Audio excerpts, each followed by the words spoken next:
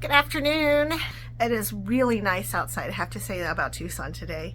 I actually feel invigorated, feeling like the cooler weather is on its way. So let's cross our fingers. One of the things I have never talked about, I remembered because I was watching this other thing and I was like, oh my gosh, I forgot about that. So here it is. When you are on dialysis, it's very important that you have a bleach and water mixture to cleanse things with. Like I just bought I think it was like at the dollar store, or you can buy them at Walmart. They're super cheap water bottle spray things. And you do 1 teaspoon to 2 cups of water, and you just keep that around, especially in the kitchen, because what you're doing is you're going to disinfect with that. And you want to make sure that the sink and the nozzles and things like that are always clean, because so many things can get you infected. I like to tell people that I have to live in a sterile environment, and even though technically it's not ever going to be sterile, you want to get as close to possible at everything being as clean as possible, because just even the smallest thing that could possibly maybe go under your fingernails, stay on your finger, cross-contamination is a huge thing, and you want to make sure that you are not doing that to yourself. Because if you get it inside your peritoneum, then it's a lot of trouble. You have to take medication. Sometimes it gets so bad you have to take your port out, and then you're done with PD dialysis.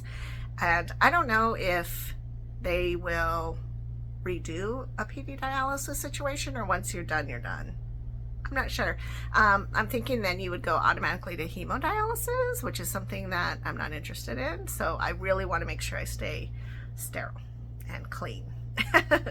So some of the places I didn't really think about, except when I do like maybe a monthly cleaning, is like behind the faucet of your sink.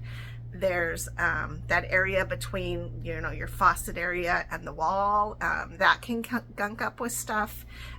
Anything that can float around is kind of yucky, right?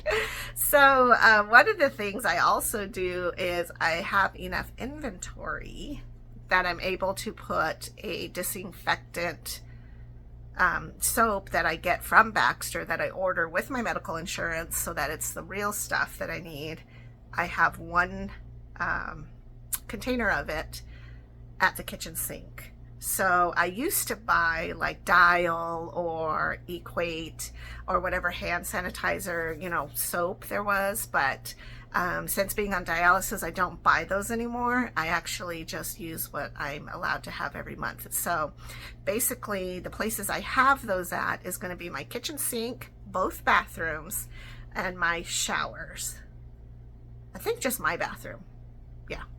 Because that's what you use to clean your port site when you take a shower. You have to use that because it's going to disinfect you and keep you safe, right? So another thing that I forgot about mentioning from 4 years, for 4 years now, is your kitchen sponge. Now, I use this sponge. I don't use washcloths. I think you could use washcloths. To me, a washcloth contains germs. And I grew up in Bisbee where scorpions would crawl up and be hiding in a washcloth or under the washcloth. So I think that's why I'm an anti-washcloth. And I know a lot of people like to do like rinse and put in the dishwasher. I have to force myself to use a dishwasher once a week. I'm lucky if I use a dishwasher once a month. I don't know why it freaks me out to use it. I feel like the thing's going to explode. It's loud and obnoxious, but I do have to use it. In fact, my landlord was like, you have to run the dishwasher at least once a month to make sure like the pipes are all cleared and stuff. And I'm like, okay. So that's a new adventure for me because I'm just not a dishwasher gal. But for those who use kitchen sponges, what you want to do to disinfect this is at least once a week, throw it in the microwave for a minute on high, or at least for a minute, and then check to make sure you're not burning down the house. I don't think it would catch fire, but I don't know. I've never had it catch fire, but that's a really good way to disinfect it.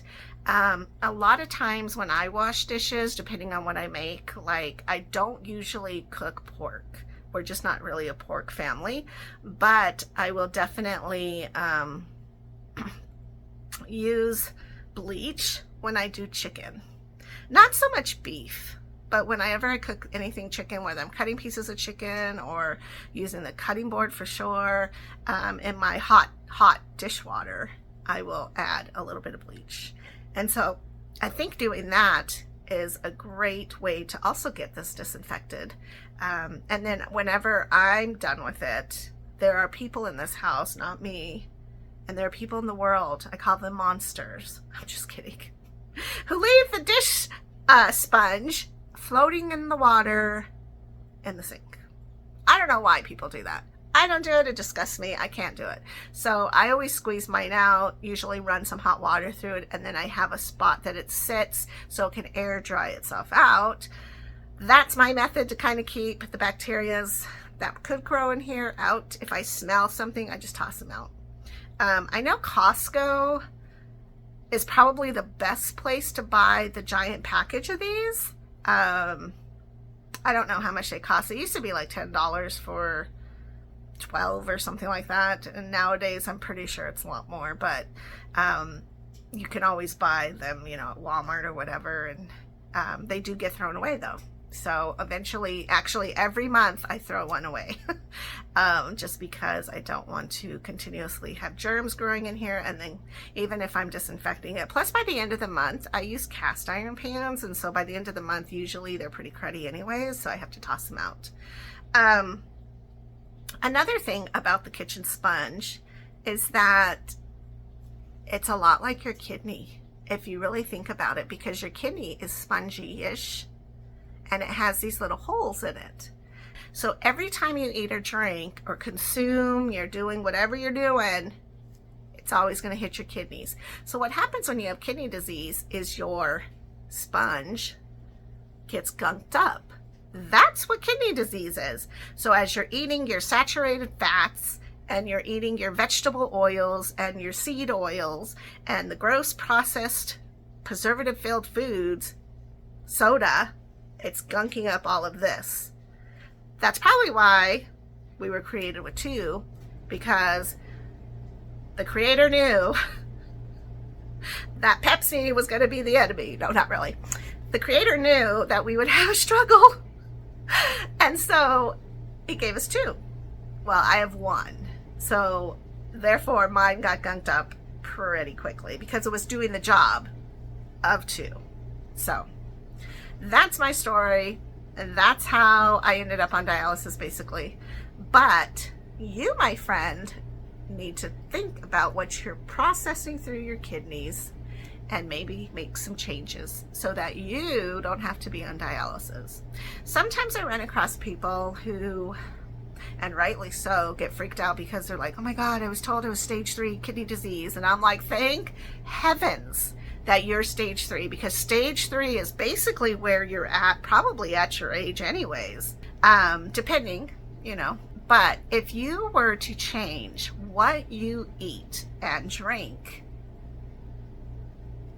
Mr. Kidney would be functioning so much better, and you wouldn't have to have a port, and you wouldn't have to sit for 45 minutes 3, 4, 5, 6 times a day each session, or you wouldn't have to go into a clinic and have your blood cleaned. But that's up to you. You have to decide that. And I just want to encourage you to drink your water, put down the soda. Make small changes if you have to in the beginning, and then just proceed with that, because you're going to feel so much better. But there's a reality is that our food is poisoning us to make us want more, to make us not feel full, and to make us fat and lazy. And because of that, you're going to go through withdrawals like crazy. So that's a little bit difficult, especially if you're a solid soda drinker, or if you're super into sugar and you don't realize it.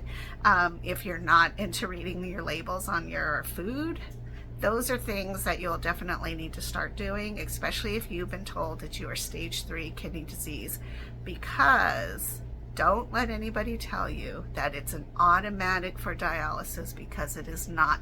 You get to be the hero in your own story. By changing what you eat, by changing what you drink, you could avoid it. But if you happen to get on it, it is not the end of the world. We still live a full life. I'm still blessed and happy, and I find joy every day. So if you feel discouraged, if you feel sad and like you're alone, because dialysis can make you feel like you're isolated, because you do have to stay sterile and you have to stop life and go do your dialysis, reach out to me, because I have a lot of things that I do. I have encouraging words for you, and I know that you can do it. And I know that you have strength and the tenacity, and I promise you that life is not over if you end up on dialysis. So that's my message for today. Have a good one. I will see you again tomorrow. Bye-bye.